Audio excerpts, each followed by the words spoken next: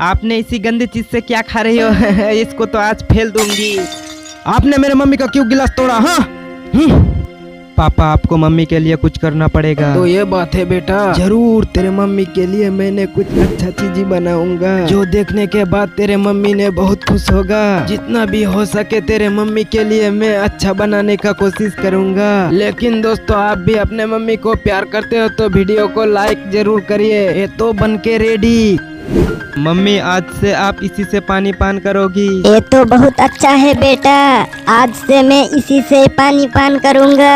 और आपने मेरे लिए इतना अच्छा चीज बनाया मैंने कभी नहीं सोचा।